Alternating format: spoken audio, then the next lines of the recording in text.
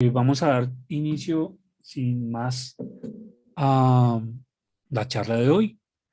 Lo primero es mencionar esto, ¿no? Cuando una medida se convierte en objetivo, pues deja de ser una buena medida. Eso es una frase de Goodhart que es aplicable absolutamente a todo en la vida. Cuando la forma en la que estoy midiendo se convierte en mi objetivo, empezamos a cometer errores y a generar malas prácticas. Y esto es algo en lo cual la investigación no se ha salvado. De hecho, somos proclives a hacerlo y hemos cometido algunas injusticias históricas por no tener en cuenta esta premisa. Dicho lo anterior, hoy día contemplamos o entendemos la visibilidad de la investigación científica como un conjunto multidimensional y no solamente unidimensional. ¿Y a qué me refiero con esto? Hasta hace unos años, la tecnología o las herramientas que teníamos solamente nos permitían evaluar productos de investigación o consignar información acerca de productos de investigación. Por lo tanto, la visibilidad de las personas estaba ligada únicamente a sus productos y básicamente a sus productos literarios de investigación. Hoy día entendemos, o sea que no son esos, sí, son esos. Solamente que hoy entendemos que los productos de investigación trascienden lo literario y por eso aquí tienen una imagen de un video o dibujos o bueno, otra serie de productos de investigación que no necesariamente han estado ligados históricamente a las citas, pero hacen parte de lo que consideramos la dimensión de la evaluación científica de las personas. Voy a darle la vuelta a esto. Los proyectos de investigación, por supuesto que también son parte de la visibilidad de un investigador, son parte esencial de su función como investigador y también tendríamos que consignar información al respecto. El financiamiento obtenido por parte de los investigadores y por parte de las instituciones también hace parte o debería ser parte de los modelos de evaluación integral o de evaluación holística o del uso de métricas responsables. Estoy tratando de colectar la terminología que he visto en la literatura recientemente con respecto a temas de evaluación de la investigación. Para las instituciones, tanto equipos como lo que en inglés se llamaría facilities, es decir, eh, locaciones, laboratorios, estamos hablando del campus o de la parte física, digamos, de la investigación, que incluye a los equipos, también debe hacer parte de la valoración de la investigación. Si yo no tengo infraestructura de equipos y de locaciones, es mucho más difícil que logre tener resultados de investigación, así los tengo. Y esto debe estar contemplado. La propiedad industrial, no solo las patentes, sino la propiedad industrial en general, también la consideramos hoy, sobre todo hoy día, en los índices de innovación que están apareciendo, o las medidas de innovación, o la valoración de la innovación, pues la propiedad industrial hace parte fundamental de ese acervo de visibilidad científica. Las organizaciones mismas, ¿cómo están organizadas las instituciones? Por ejemplo, un aspecto que es supremamente importante, ¿contamos con estudiantes de posgrado o no contamos con estudiantes de posgrado? Si yo tengo un doctorado, dos doctorados o tres doctorados asociados a un área disciplinar, pues la posibilidad de tener eh, capacidad humana o la formación de capacidad humana va a ser mucho más importante dentro de este tema de la valoración científica. Las actividades científicas y las personas, no solamente los investigadores, sino la formación de nuevas generaciones de investigadores. Todo esto involucrado dentro de lo que debería ser un modelo holístico de evaluación de la investigación científica, pero lo más importante, de la visibilidad de la investigación para nuestra institución, para nuestra región, para nuestro país. Y entonces, aquí empieza el problema. Recuerden, pueden hacer sus preguntas en el chat. Medir y evaluar son conceptos diferentes, eso todo lo tenemos clarísimo, pero parece que cuando empezamos a contemplarlos dentro de la dimensión de la investigación, de la medición de la investigación o de la evaluación de la investigación, la cosa se empieza a volver confusa. Entonces vamos a traer un ejemplo casi que pedestre para hablar del tema. Medir. Pues medir, todos, creo que todos conocemos este metro, ¿no? Ese es el metro que tenía mi abuela toda la vida en la máquina de coser y que tuvo mi mamá toda la vida. Un metro como de plástico ahí como medio elástico, si uno lo jala se deforma. Pero bueno, ese es un metro. Y todos sabemos medir, claramente, todos sabemos medir. Esto es una bobera. ¿Qué es lo que hacemos? Comparar una cantidad contra un patrón de medida. Eso es un proceso físico, digamos, que todos sabemos hacer.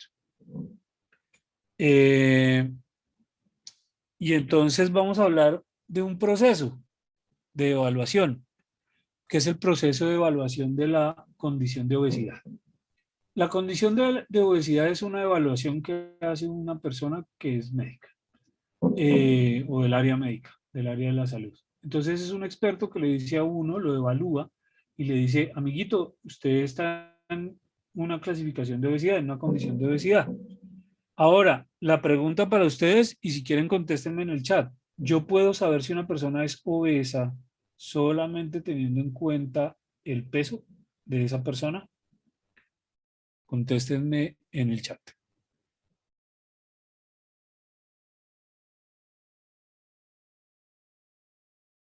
¿Sí están conmigo?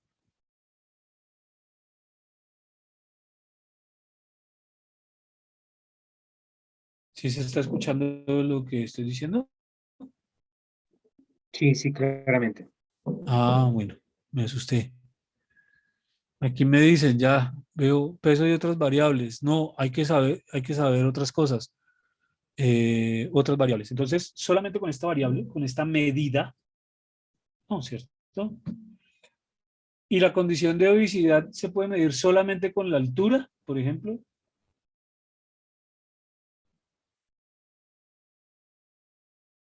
Tampoco, ¿no? Me dicen que no. Menos solamente con la altura. Se debe tener más información. Muy bien. Entonces todo lo tenemos claro. Bien. Entonces,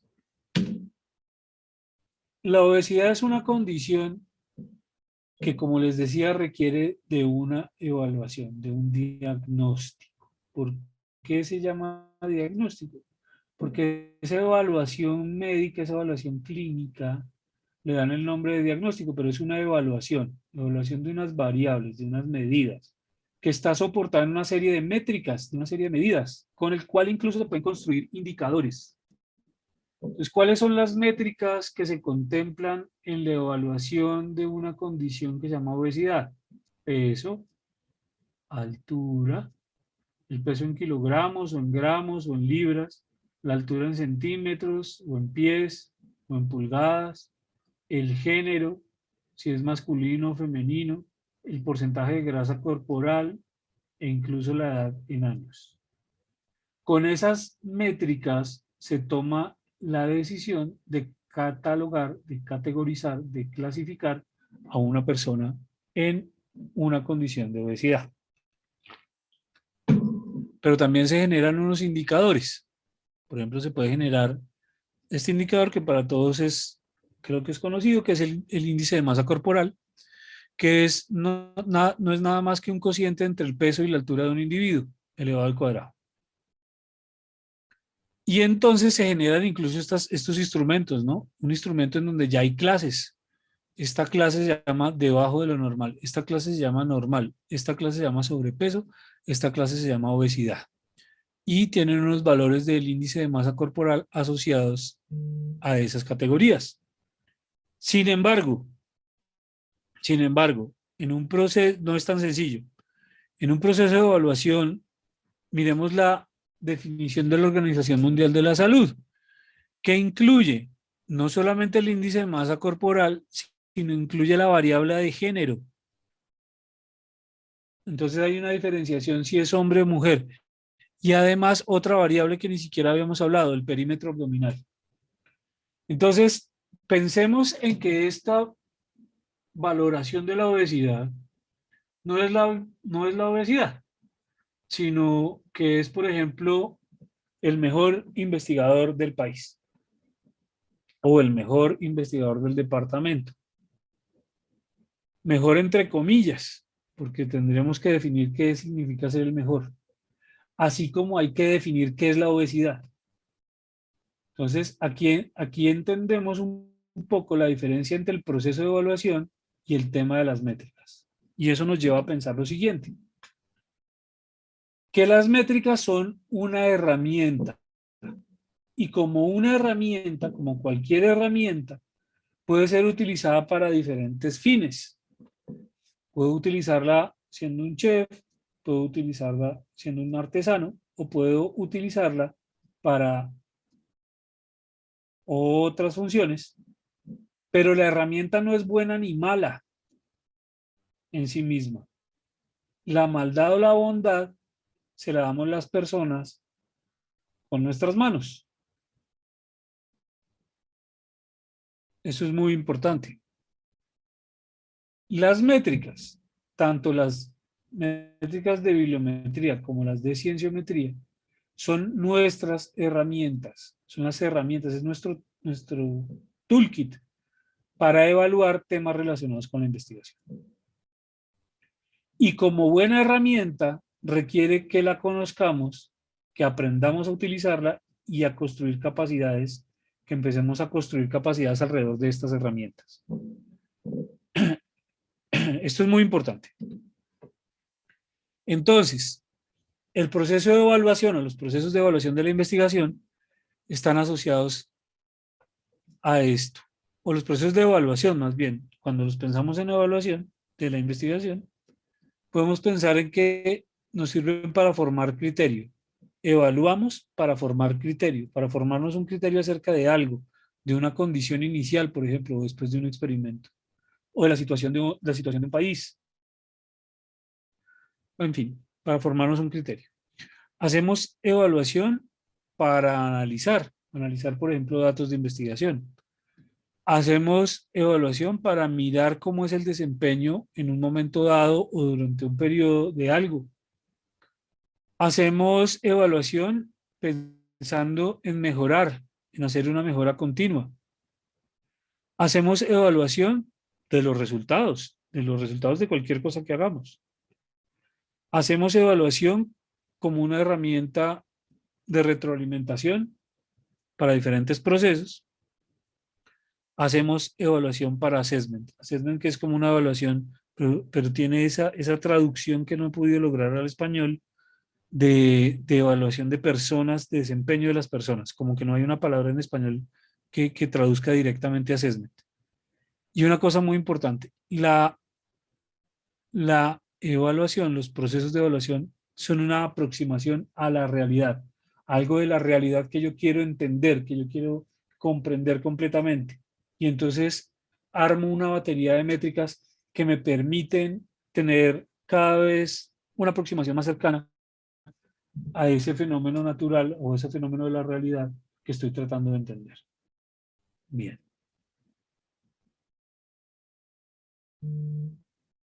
Y entonces, ¿qué evalúo y cómo es el tema de la responsabilidad de la evaluación en la investigación? Pues bueno, esta imagen, esta caricatura básicamente que refleja una parábola india, ¿cierto?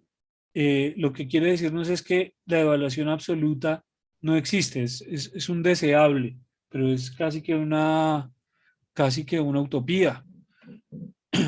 Lo que hacemos es aproximarnos a tener cada vez una mejor evaluación, un mejor proceso de evaluación. Por eso los procesos de evaluación no deben ser estáticos, tienen que moverse en el tiempo, porque a medida que pasa el tiempo, lo que evaluamos cambia y las métricas pueden mejorarse, pueden aparecer nuevas métricas. Entonces pensemos que esta visión sesgada que tienen cada uno de los ciegos del todo es una de las métricas. Cada métrica nos va a permitir observar un algo de la realidad que queremos mirar en el proceso de evaluación. Y los conjuntos de métricas, un conjunto de métricas lo suficientemente diverso, me va a permitir tener una mejor visión de lo que quiero evaluar. Por eso traigo a colación esa imagen. Y hablemos entonces un poco del marco conceptual para la evaluación de la investigación y el desarrollo. Entonces, a lo que estamos acostumbrados son a evaluar, como ya lo mencionaba, los productos de investigación, de los cuales ustedes ven ahí algunas de los productos de investigación. Más recientemente estamos evaluando también los inputs. Entonces, ¿cuál es el conocimiento, el stock de conocimiento? ¿Cuáles son las capacidades básicamente de conocimiento que tengo yo en la institución? ¿Cuáles son los recursos humanos? ¿Cuáles son los recursos materiales e infraestructura? ¿Cuáles son los recursos financieros con los que cuento? Graduados, estudiantes graduados, problemas. ¿Cuál es ese banco de problemas? ¿Cuál es ese banco de proyectos que tengo yo en la institución del cual puedo echar mano? Normalmente hemos trabajado con esto. Pero hoy día también queremos evaluar el impacto, o estamos hablando de hablar del impacto de la investigación, que debe trascender. Hay algunas citas, por ejemplo, las citas en protocolos clínicos, las citas en políticas públicas, las citas en patentes, nos están llevando ya no solamente de la visibilidad y el impacto de las académicos, sino nos está mostrando esa producción académica a nivel social, en otras dimensiones, económico, médico, social, cómo se está moviendo. Y es un poco de lo que queremos ver cuando estamos hablando del impacto. Pero además de eso, las instituciones cada vez más maduras con respecto a los temas de investigación están obteniendo métricas de los procesos inherentes a la investigación. Entonces, ¿cómo son las dinámicas de trabajo de investigación? ¿Cómo se hace la difusión de la investigación? ¿Cómo funciona el apoyo técnico que estamos dando a nivel institucional a los investigadores? ¿Cómo es el apoyo administrativo y de gestión? ¿Qué tanto se están demorando esos apoyos administrativos? Por poner un ejemplo, si yo tengo que pasar por un comité de ética, ¿cuánto tiempo me estoy demorando para que el proyecto entre al comité de ética y salga evaluado? Esos procesos los tenemos medidos, tenemos procesos formales en la institución que nos apoyen. ¿Cómo son los procesos de formación de nuevos investigadores? ¿Cuánto tiempo está transcurriendo entre que un estudiante quiere hacer una carrera académica y obtener un título, por ejemplo, de maestría o de doctorado? ¿Cómo son esos procesos? La interacción entre las diferentes dimensiones que tenemos como docentes. La interacción entre nuestra tarea docente y nuestra tarea de extensión con las tareas de investigación. Eso es bien importante. Y hablemos entonces un poco de cómo obtengo esas métricas. ¿De dónde las voy a tomar? Pues usualmente, o digamos, puede haber tres formas así gruesas de cómo obtengo yo esas métricas de investigación. La primera es calculándolas, ¿no? Entonces yo las calculo. ¿Y de dónde obtengo los datos? Pues los debería yo obtener de mi RIM, de mi Research Information Management System, de mi sistema de gestión de investigación, que puede estar conformado como una base de datos. Y entonces, ¿qué debe contemplar ese RIM? Aquí ustedes ven todos los aspectos que debe contemplar el RIM. Productos de investigación, patentes, financiamiento de proyectos, lo que ya habíamos hablado. Historia institucional, actividades, servicios, bueno, todo lo que ustedes ven ahí. Ojalá ese sistema de gestión de investigación también esté sobre protocolos estandarizados. Por ejemplo, un CRIS, que es un Current Research Information System, que nos habla de por lo menos un modelo de datos que pueda ser interoperable con otros modelos de datos de otras instituciones para poder hacer comparaciones. Pero también lo puedo hacer a partir del repositorio institucional. Entonces, mi repositorio institucional hoy día, mi repositorio colecta métricas de los productos de investigación, una pregunta institucional. Y otra, pues, extrayéndolas de plataformas que calculan para mí esas métricas. Hablemos un poco más de las métricas. Este símbolo, que es un copo de nieve azul.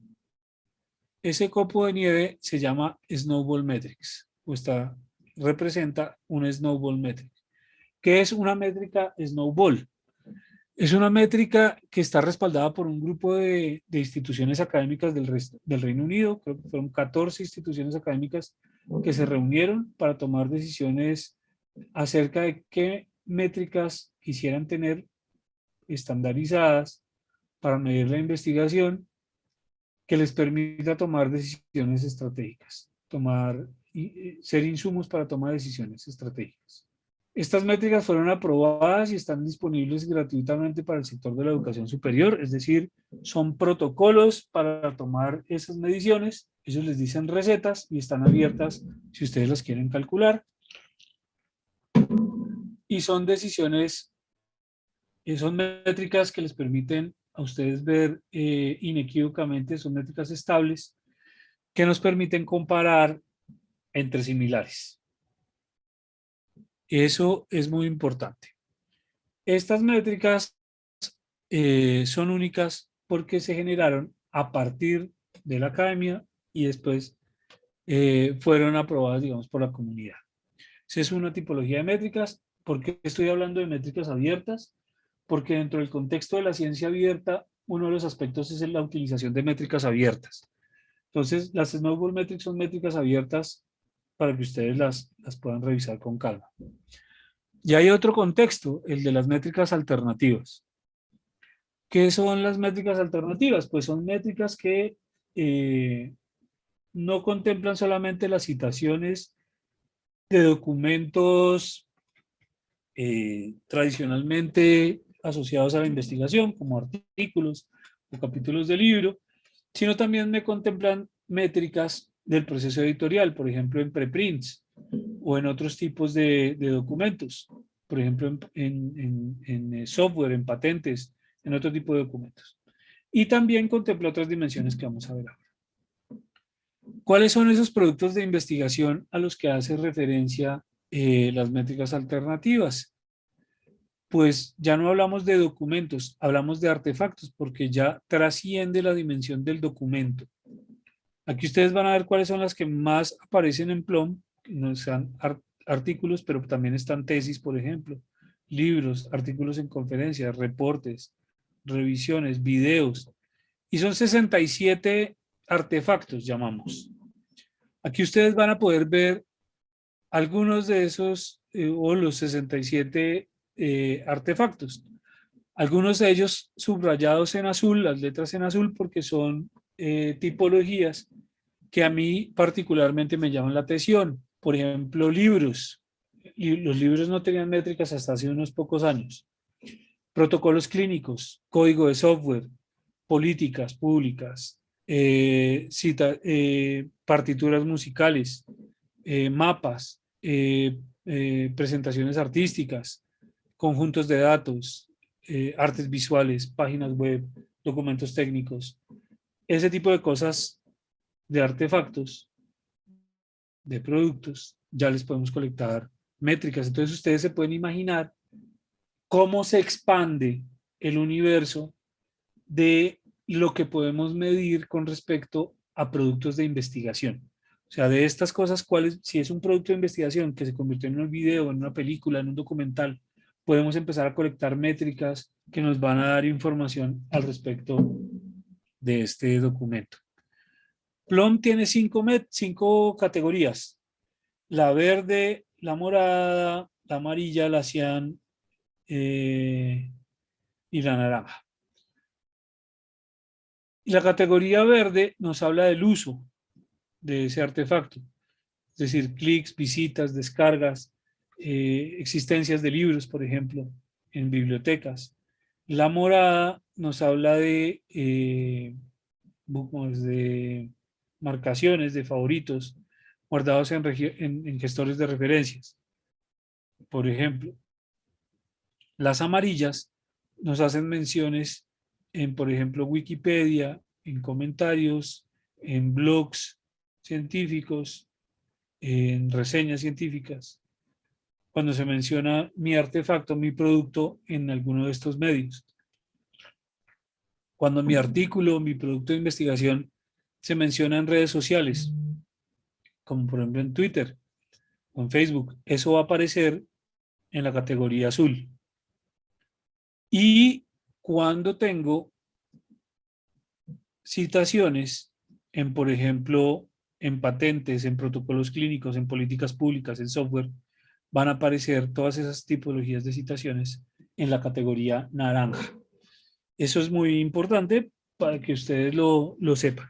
Ahora, en Scopus, que es una herramienta muy interesante, ya me han calculado algunas de esas métricas. No las tengo que calcular. Me las calculan para la información que está en Scopus, pero ya me las calculan. Entonces tengo métricas a nivel de investigador o de institución, tengo algunas métricas que se calculan a nivel de revista y otras métricas que se calculan para artículos. Entonces, para personas puedo calcular, o más bien, se me calcula el índice H, se me calcula el conteo de citas, se me calcula el conteo de documentos, se me calcula el conteo de coautores. Para revistas, tengo el cálculo del CiteScore, tengo el cálculo del SNP, tengo el cálculo del Chimago Journal Ranking, tengo citaciones, conteo de citaciones por año, tengo documentos por año. Yo aquí pongo los títulos de las métricas en inglés, no los traduje, para que cuando ustedes los vean en Scopus sepan de qué estoy hablando.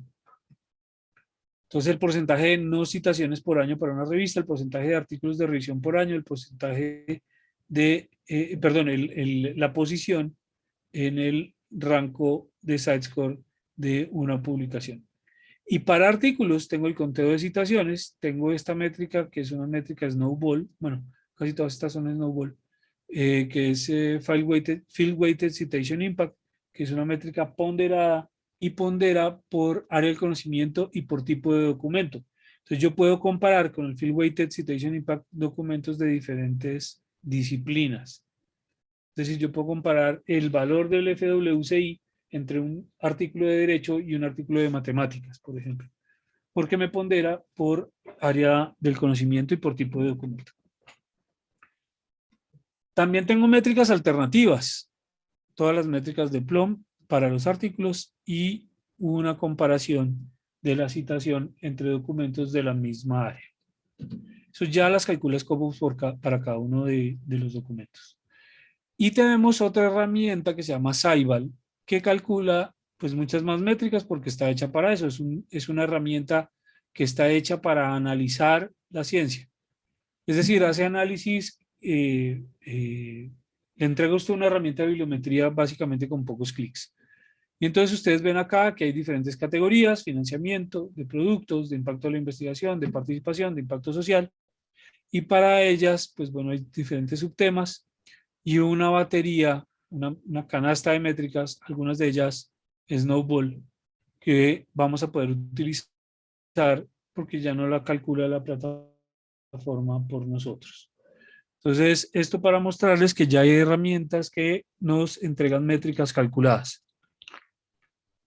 Hay otras más, pero les traje solamente estas dos. Ahora bien, quiero hablar de factores que afectan el valor de una métrica, el valor numérico de una métrica, independientemente del desempeño de la métrica y del desempeño de la medición. O sea, aquí no estoy hablando de que la métrica se pueda ver alterada porque yo medí mal. Yo asumo que se midió bien y que el desempeño de la métrica está correcto, solo que hay factores que afectan las métricas. Esto es lo más importante de la charla de hoy. Si ustedes se van con eso en mente, pues vamos a hacer una diferencia. Lo primero es el tamaño de la entidad, no el tamaño de la métrica, el tamaño de la entidad. Hay algunas métricas en las cuales el valor numérico de la métrica aumenta con el tamaño de la entidad. Por ejemplo, el Scholarly Output, que indica la productividad de una entidad, o el conteo de citas, que suma las citaciones de las publicaciones recibidas por una entidad. Entonces, esas dos métricas, si la entidad es más grande, el valor numérico va a tender a aumentar. Bien. Pregunta, de los países de Latinoamérica, ¿cuál es el país que más publicaciones tiene? Lo pueden contestar en el chat.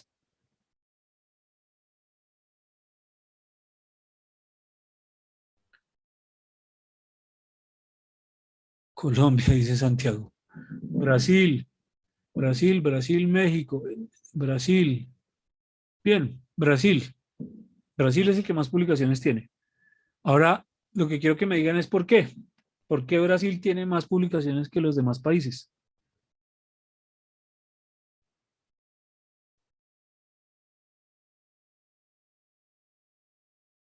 El tamaño de la entidad, dice Pedro. Porque Brasil tiene más brasileros. Brasil es el país con mayor población.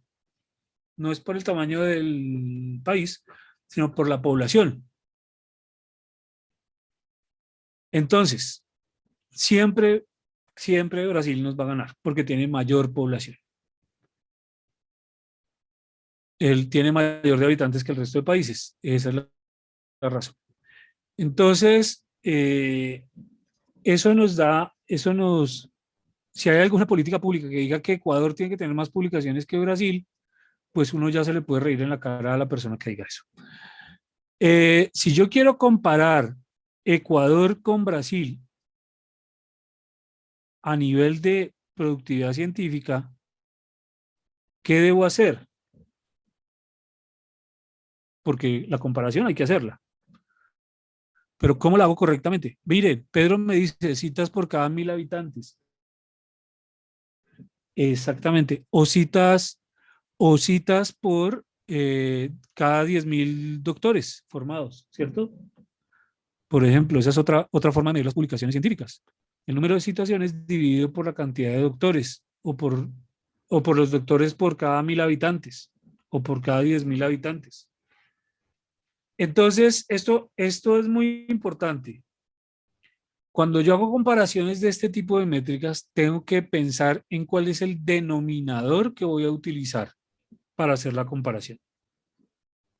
Hay otro indicador, por ejemplo, la cantidad de publicaciones dividido el PIB normalizado, el Producto Interno Bruto normalizado.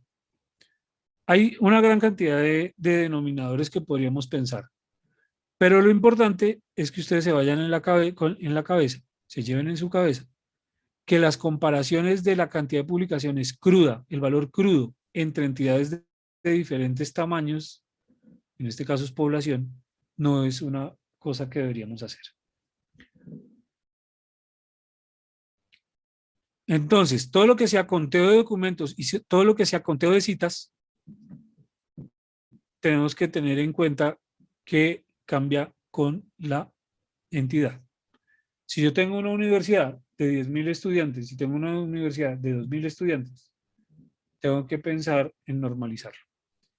Estas métricas que varían con el tamaño de la entidad se llaman Power Metrics y cualquier Power Metric debe ser normalizada si voy a hacer comparaciones. Si voy a hacer comparaciones. Y repito por tercera vez, si voy a hacer comparaciones. Otro factor que afecta las métricas de investigación es la disciplina, el área disciplinar. Porque las personas que trabajan en disciplinas distintas tienen principios epistemológicos diferentes. La cantidad de personas que trabajan en diferentes disciplinas es distinta.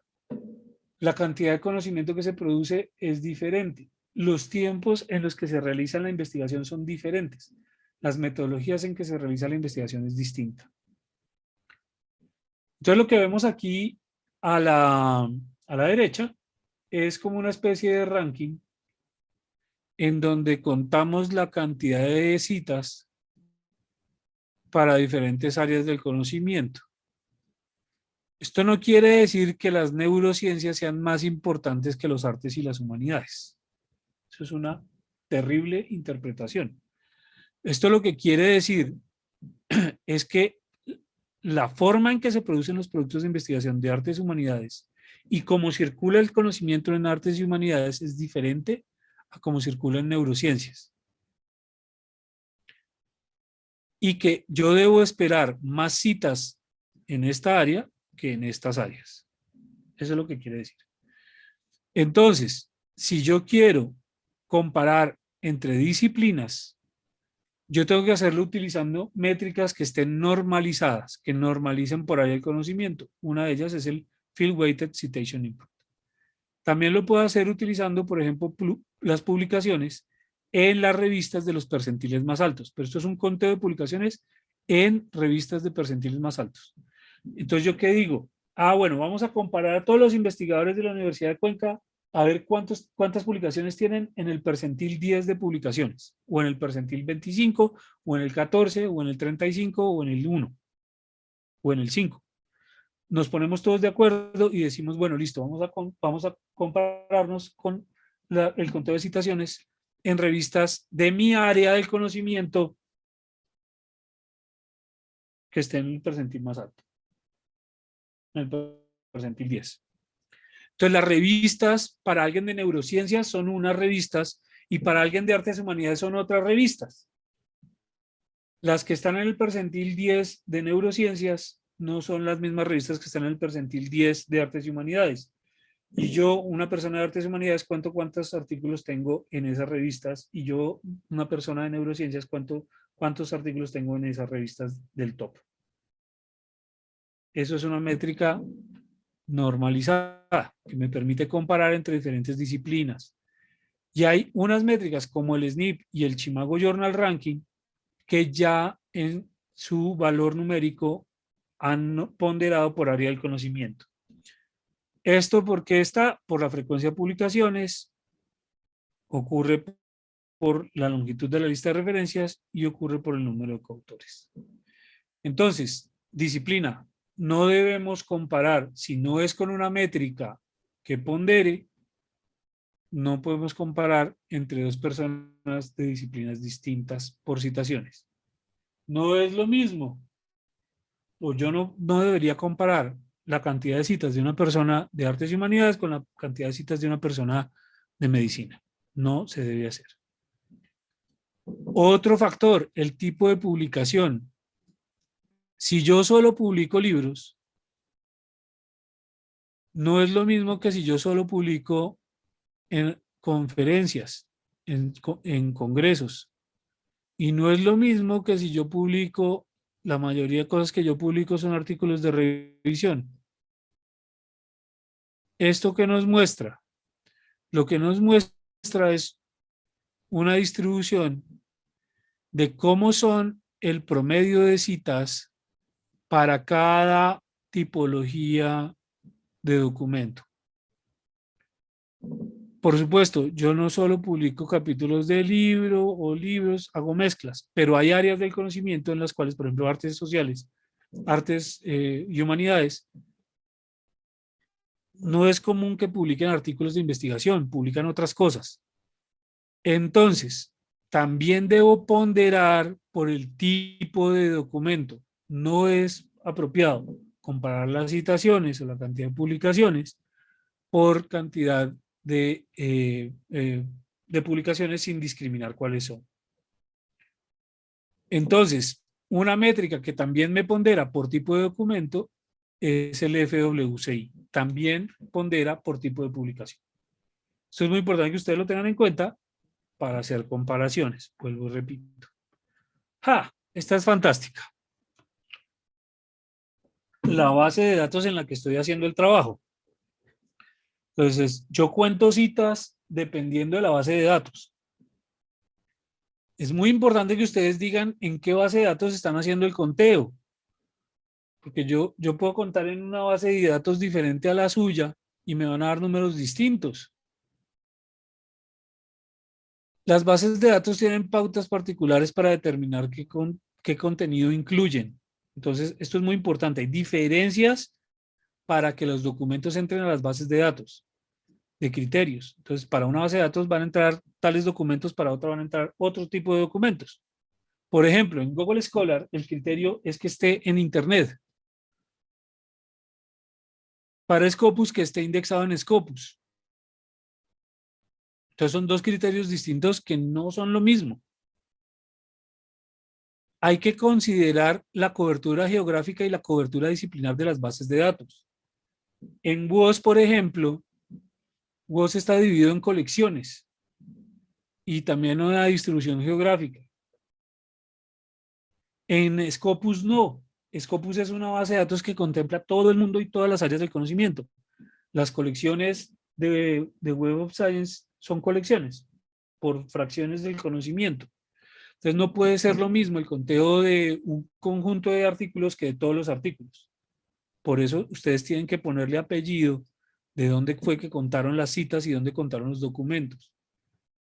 Entonces yo no puedo hablar de cuartiles, tengo que hablar de el cuartil de Scopus o el cuartil de Chimago o el cuartil de Google. Y nos tenemos que poner nosotros de acuerdo como investigadores qué cuartil es el que vamos a considerar. ¿De acuerdo a qué? A lo que yo quiera medir, a lo que yo quiera evaluar. Entonces, para mi modelo de evaluación es mejor contar estos cuartiles.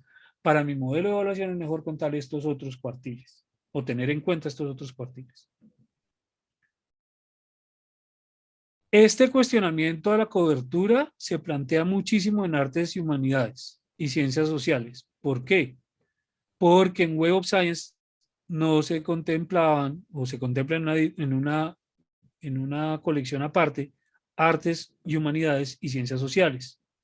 Entonces, si usted está utilizando los cuartiles de Web of Science, pues tiene que tener en cuenta que hay ciertas áreas del conocimiento que no va a contar y otras que sí. Entonces es muy importante la base de datos. El tiempo. El tiempo es un aspecto supremamente importante. El paso del tiempo es crítico para que se cuenten las citas. Es como el vino. Entre más tiempo pasa, más citas van a colectarse. Entonces, el índice H y las métricas de impacto de citación hay que tener en cuenta el tiempo y toca normalizarlo. Yo no puedo comparar un investigador que tiene 20 años de vida de investigación con un investigador que lleva 2 años de doctorado. Entonces tengo que contemplar, por ejemplo, medir el índice H5.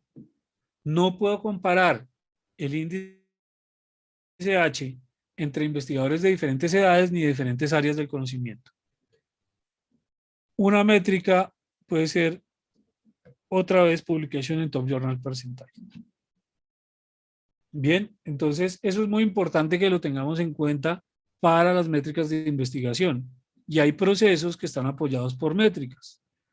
Por ejemplo, la integridad científica, todo lo que tiene que ver con el monitoreo de buenas prácticas, la evaluación del impacto, de modelos de evaluación, la evidencia para soportar nuevas estrategias de investigación. Esto está soportado por estas métricas. La priorización para asignación de fondos. Pues los recursos son limitados, tienen limitaciones y después de la pandemia pues más. Entonces si yo tengo 100 pesos tengo que ver cómo voy a, o 100 dólares, tengo que mirar cómo voy a distribuir los 100 dólares. Si se los voy a dar a una persona, ¿a qué persona se los voy a dar y con qué criterio se los voy a dar? O no, o la política es dividirlo en dos. Entonces, ¿a cuáles son las dos personas o dos instituciones que les voy a dar el dinero y con qué criterios? Entonces, para eso se utilizan las métricas. Por eso son muy importantes el uso apropiado de las métricas, ¿cierto? Por ejemplo, estas son medidas de lo que se ha otorgado a dengue entre el 2016 y el 2021. Entonces, fíjense cómo se ha ido entregando dinero, por ejemplo, en dólares, 109.000 millones de dólares, eh, distribuidos en 20 fuentes de financiamiento. Bueno, ¿cómo hacen esas fuentes de financiamiento para entregar ese dinero? ¿O cómo han hecho? Para evaluar la carrera académica, la legislación sobre incentivos, si es que hay incentivos por publicación, los estatutos profesorales, profesor titular, profesor asociado, profesor lo que sea. ¿Cómo llega uno allá? ¿Cuáles son las métricas que se utilizan para esos procesos de evaluación? el reconocimiento académico, su visibilidad como mentor o como tutor.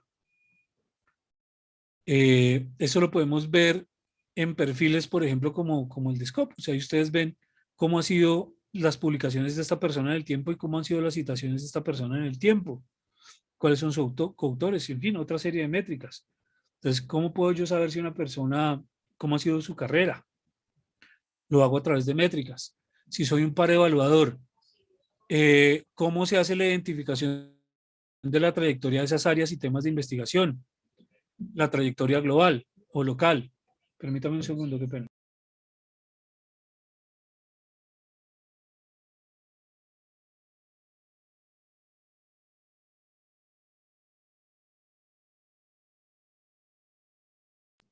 La visibilidad de influencia bueno, aquí yo puedo ver eso entre las métricas, ¿no? Contar qué personas están en cada área, cómo se comportan. La visibilidad de influencia del trabajo científico y aproximaciones de ese impacto. Cómo son las citaciones en diferentes dimensiones, que es un poco de las aproximaciones que hablamos acerca del impacto, ¿cierto? Cómo ha sido el aporte cómo ha sido el aporte a la creación colectiva de conocimiento, cómo se mueve eso en diferentes dimensiones a las de la citación, cómo se mide o se entiende la generación de nuevas generaciones de investigadores, ¿cierto? ¿A través de qué métricas puedo hacer eso?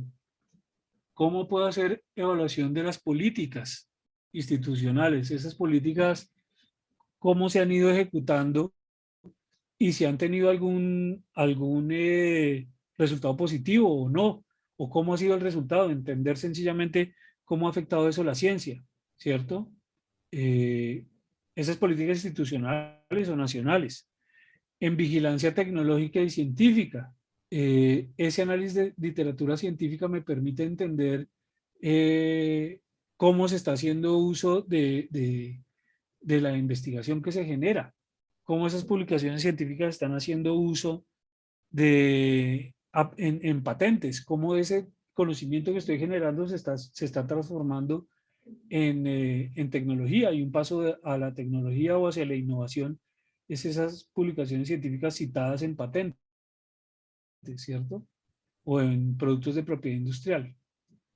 Entonces, así es que entendemos los procesos de medición, de investigación y cómo se vinculan a la vigilancia científica y tecnológica. Y eso era lo que queríamos compartirles el día de hoy. Si hay alguna pregunta por parte de ustedes, siéntanse en libertad de abrir su micrófono o hacerla en el chat para poderla responder en estos minuticos que nos quedan. Saludos, doctor Carlos. Les saluda Jefferson Moreno de la Politécnica Salesiana de aquí de Quito.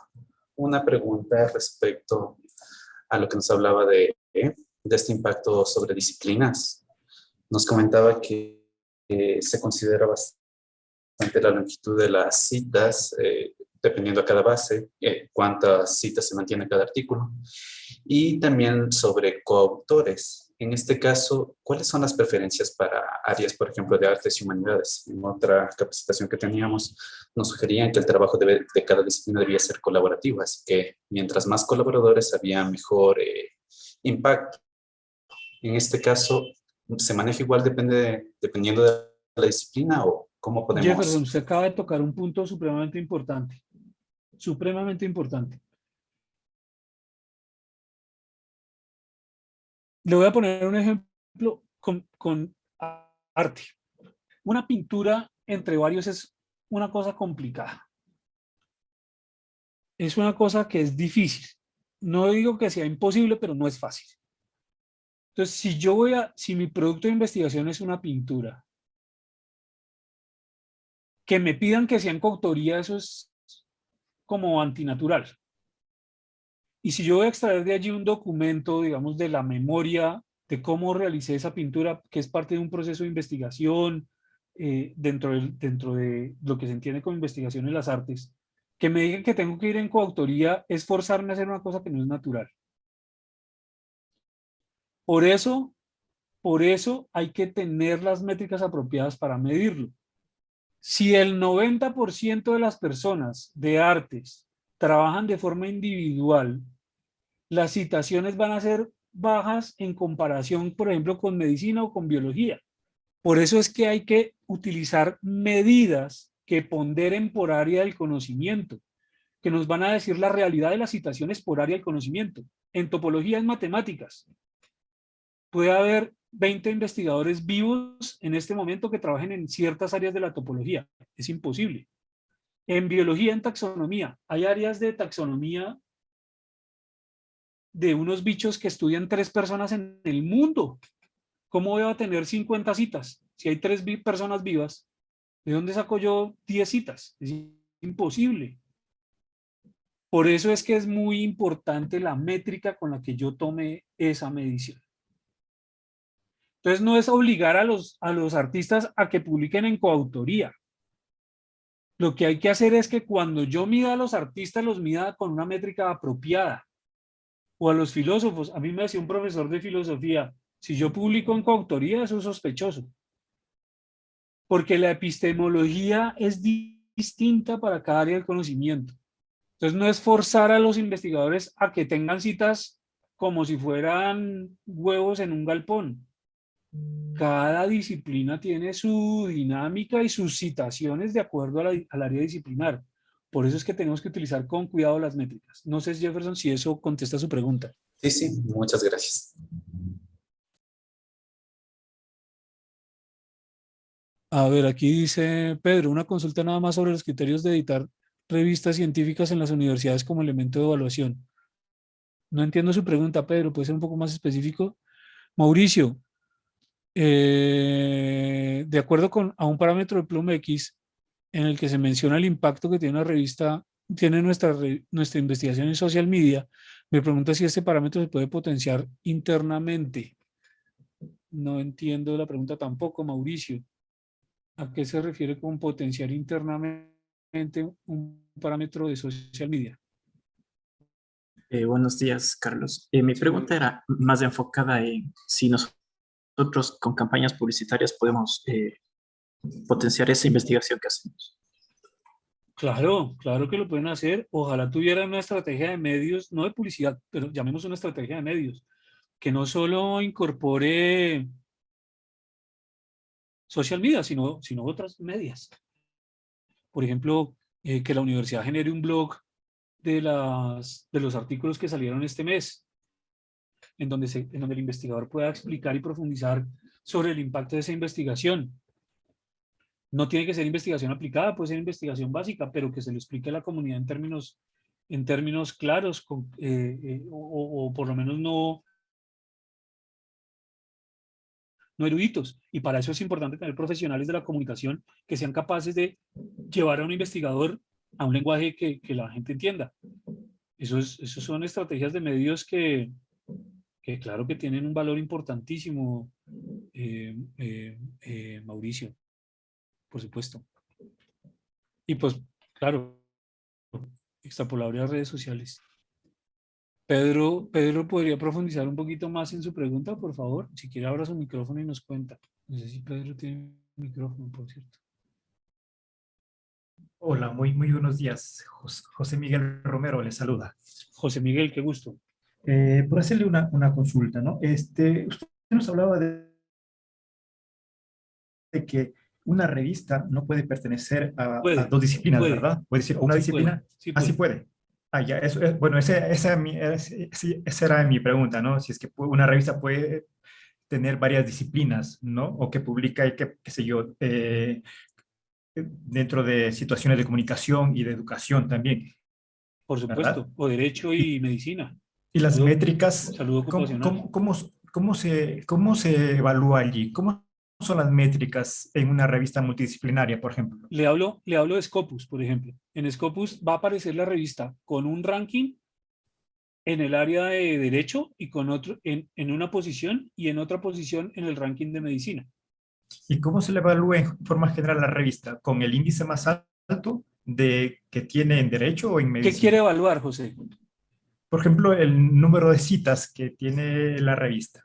El número de citas es el número de citas, no tiene que evaluar eso. Eso es una medición. El número de citas es una medición. ¿Qué quiere evaluar, José Miguel? Mm, no sé, allí podría ser... Si ven que no es tan fácil diferenciar entre Ujú. medición y evaluación, ¿qué quiere Sí, evaluar? Porque el número de citas es una medida. Eso no tiene peros. Las citas son las mismas en derecho, en medicina o en lo que sea. Es una medida. ¿Qué quiere evaluar, José? ¿Por qué quiere evaluar esa revista? ¿Qué le interesa saber? no sé, el impacto que tiene... Ah, quiere saber el impacto. Muy bien. Exacto. ¿Y qué es el impacto, José Miguel? el impacto, no sé, es el promedio de citas que puede tener la revista en un año, ¿no? Mire, está otra vez, me está revolviendo evaluación con medición. ¿Sí? Me está revolviendo otra vez evaluación con medición. O sea, Entonces, puede ser entonces el impacto que ha tenido esta revista en las redes sociales, puede ser, o también bien. es una métrica. Puede ser. Entonces, bien, ¿qué tanto se comporta esa revista en redes sociales? La citación no le sirve. ¿Sí se da cuenta? Entonces, una cosa es lo que yo quiero evaluar y después de saber yo qué quiero evaluar, tengo que mirar con qué métricas puedo evaluar eso. En este caso no le sirven las citas, lo que le sirve es saber, por ejemplo, cuántos tweets tuvo o cuántas menciones en Facebook o en Wikipedia, pero las citas no le sirven. Las citas me servirían entonces para evaluar qué. Por ejemplo, si usted quiere premiar a la mejor revista de la universidad, entonces usted y un grupo de amigos, digamos los 40 y tantos que estamos acá, nos sentamos y definimos qué es ser la mejor revista, pero tenemos que definirlo, así como la Organización Mundial de la Salud definió obesidad. Tenemos que sentarnos y definir qué es la mejor revista. Ah, bueno, eso va a ser una discusión que va a tardar un tiempo. Y después de hacer la definición de qué es la mejor revista, busco las métricas que son apropiadas para medir esa mejor revista. Las métricas, no la métrica. No puede ser solo las citaciones. Seguramente el conteo de citaciones estará allí, pero seguramente no va a ser la única. ¿Cierto? Perfecto, sí, perfecto. Muchas gracias por la aclaración. Ahí me quedó bastante claro. Muchas gracias. No a usted por la pregunta, porque si usted no hace la pregunta, nunca jamás lo aclararíamos. Muy amable. Janet, ¿alguien más? Ah, no, Janet no iba a preguntar. ¿Alguien más quiere hacer otra pregunta? Fíjense que con las preguntas entendemos mucho mejor todos. Yo quisiera hacer una pregunta más. Claro, por favor. Justamente ahorita que el compañero habla sobre la cuestión de redes sociales. Cuando hablamos se puede hablar, mejor dicho, de métricas respecto a redes sociales, porque cuando las universidades buscan esto de la visibilidad y el impacto, nos piden que las revistas tengan presencia en redes. Pero las métricas en redes son independientes o solamente las podemos traducir en cuántas visitas tenemos a nuestra página, cuántas citaciones aumentan con la difusión, etcétera. Hay varias métricas que entran dentro de redes sociales. Por ejemplo, una cosa son los tweets, otra cosa son las menciones en Wikipedia, retweets,